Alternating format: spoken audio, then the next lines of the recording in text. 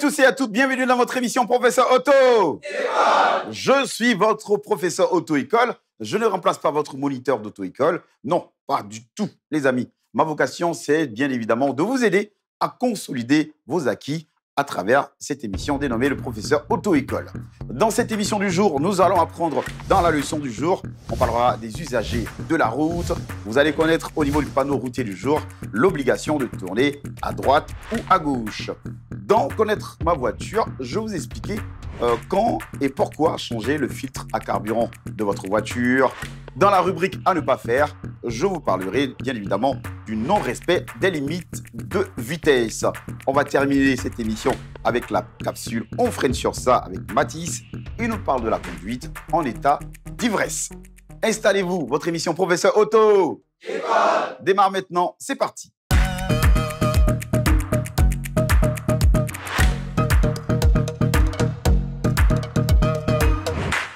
À présent, la leçon du jour, je vous parle des usagers de la route. Il existe différents usagers de la route qui partagent l'espace routier. En voici quelques-uns que je vais vous donner à travers cette liste. On a d'abord les conducteurs de véhicules motorisés, que vous connaissez, c'est-à-dire les voitures, les bus, les autocars et autres. On a aussi les piétons. Et oui, les piétons font partie des usagers de la route. Il y a un aménagement spécial pour ces piétons. L'aménagement, c'est tout simplement les trottoirs. Il y a notamment les cyclistes. Ils utilisent les bicyclettes pour se déplacer sur la route. Ils doivent se conformer aux règles de la route et surtout au code de la route.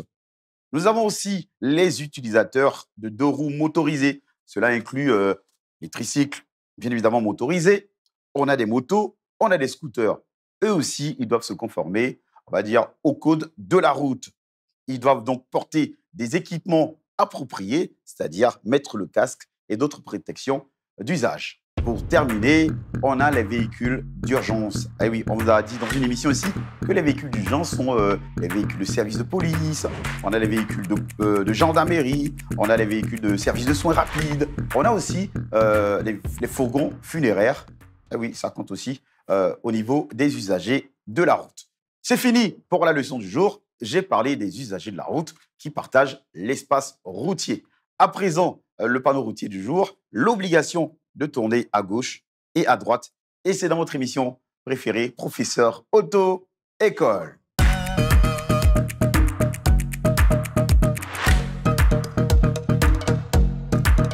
Le panneau routier du jour, l'obligation de tourner à droite ou à gauche, sont au même titre que les panneaux d'obligation de contournement.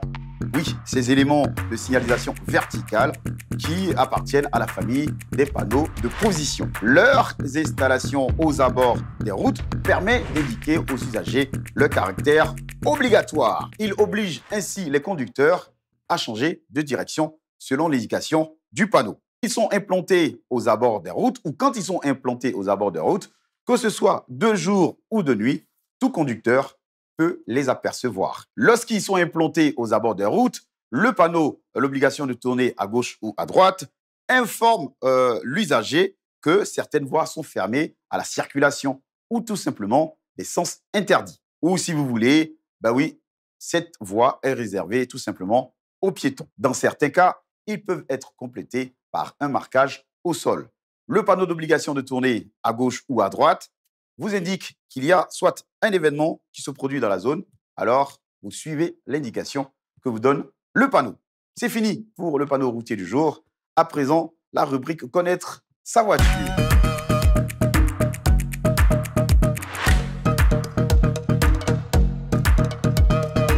Le filtre à carburant de votre véhicule, que ce soit essence ou gasoil, a pour fonction d'empêcher l'infiltration des particules ou impuretés du réservoir d'aller jusqu'à la condensation ou à l'alimentation de votre voiture. Mais aussi éviter que l'eau produite par la condensation de l'air n'atteigne votre réservoir et parvienne à atteindre au finish votre système, pour ne pas dire le système de votre véhicule. Pour préserver le circuit d'alimentation et assurer une longévité, il est conseillé de faire ce qu'on appelle des changements régulier. Un filtre à carburant mal nettoyé, qui n'est pas entretenu, peut entraîner la baisse générale, on va dire, de fonctionnement de votre voiture, pour ne pas dire de votre moteur. Vous aurez donc Par la suite, une consommation trop importante de carburant, vous aurez des démarrages difficiles et parfois votre véhicule arrivera à trembler, ce qui n'est pas conseillé d'ailleurs. Il y aura une perte de puissance de votre moteur, une instabilité de votre moteur au ralenti. Vous aurez une défaillance prématurée de la pompe à injection de votre moteur. Pour éviter donc ces différents dysfonctionnements, il s'avère nécessaire de nettoyer le filtre à carburant de votre voiture.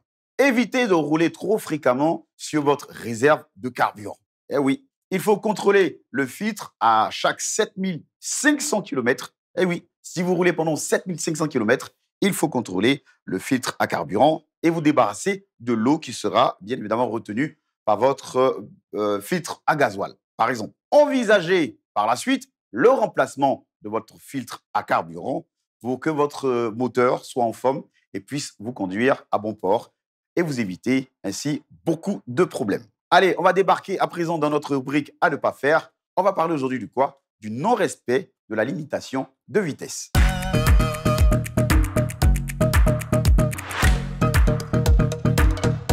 Des vitesses limitées sur le réseau routier ivoirien, eh oui, il y en a. On vous les établit comme suit. Si vous ne respectez pas la limitation de vitesse, que vous roulez comme vous voulez, ah ben oui, les amis, les amendes vont donc tomber. En Côte d'Ivoire, qu'on soit véhicule léger, poids lourd, moto et autres, tout cela est réglementé.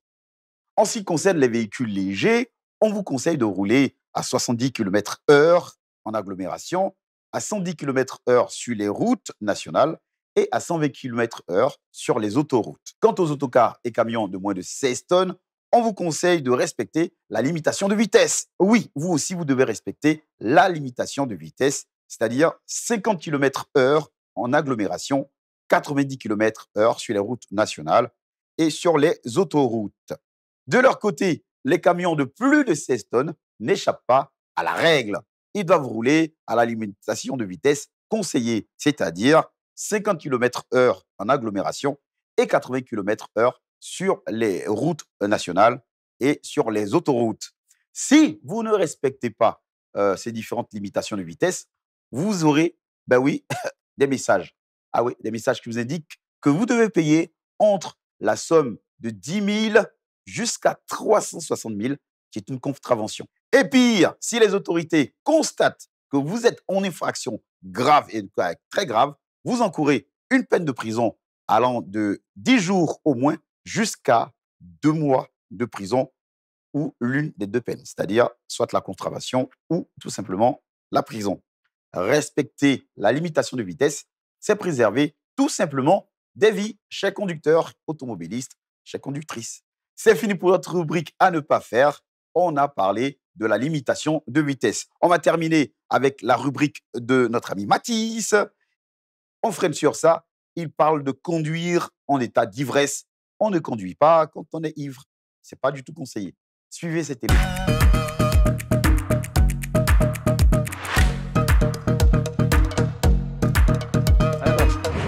Hey, avance un peu. Avance un peu. Ah non, avance un peu. Viens voir. Faut avancer, avance. Avance un peu. Avance un peu. Oh, il va se blesser. C'est ça, tu dis que toi, tu vas me conduire dans ça. Faut monter en partie là-bas. Faut ouvrir. Va ouvrir. Mathis. Ça t'es pas au courant. Faut monter en partie.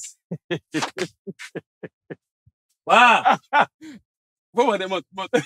Assieds-toi. Tu connais rien. C'est pas derrière du Hey, attends. Ça, c'est une nouvelle formule là-bas. C'est pas C'est pas volant. derrière du pas volant ici. Quand t'es fou, t'as pas volant là-bas. Faut t'asseoir quand tu as allumé là. Quand tu es arrivé à la maison, il serait déjà à la maison. Hein? C'est mieux, il y a emprunté. T'as emprunté. Non, il ne va pas te suivre dans ça là. Faut monter en partie. Quand tu es saoulé là, ça ne vaut pas la peine de venir t'asseoir au volant ici. Parce que volant là, quand une fois que tu t'assois là, tu servir de beaucoup de personnes que tu tiens. Donc quand tu es saoulé, que tu n'es pas trop en bon état là, ça ne vaut pas la peine de venir t'asseoir au volant. Il faut aller te coucher. Ça va te faire du bien. Quand tout sera propre, tu vas venir t'asseoir, tu vas repartir. Donc, je ne sais pas comment tu vas t'arranger. Tu n'es pas loin de ta maison, c'est mieux, tu vas fermer, puis je vais t'accompagner, c'est encore mieux. Viens.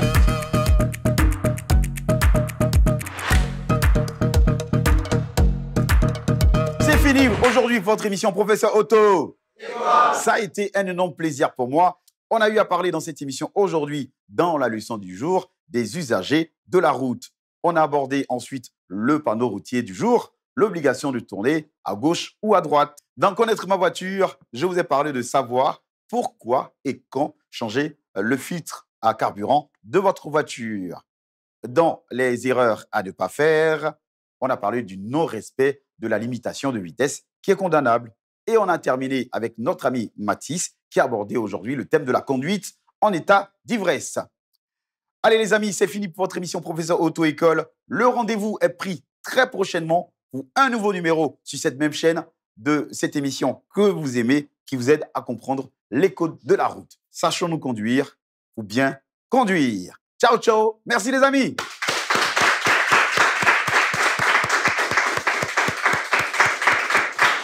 Salut, je me nomme Sibi David, étudiant en deuxième année en soudure au lycée professionnel de Jacquesville.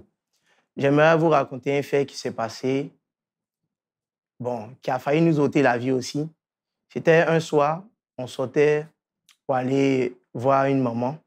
À la suite de ça, on était dans un véhicule. Et le chauffeur causait, il était en train d'échanger avec nous. Parce que quand nous sommes montés dans le véhicule, nous étions couteau avec lui. Il aimait notre affaire. Et pendant qu'on partait, on arrivait à un carrefour où il devait tourner à gauche. Et il y avait un véhicule qui était devant nous. Le véhicule n'a pas indiqué la direction de son sens. Et lorsqu'il a mis le clignotant à gauche pour pouvoir tourner, tout à coup, le chauffeur s'est mis devant le véhicule. Heureusement que le chauffeur a pu freiner à temps pour ne pas qu'on puisse avoir de mal. Mais ma soeur qui était devant a eu une blessure au front. Et à la suite de ça, ils sont venus s'excuser. J'aimerais sensibiliser les chauffeurs pour dire, lorsque vous devez tourner à un carrefour ou bien à un endroit, le clignotant il est très important pour pouvoir définir et aider la personne ou votre ami qui est à côté pour ne pas qu'il y ait des accidents ou même des risques de mort. Donc, sachons nous conduire pour bien conduire.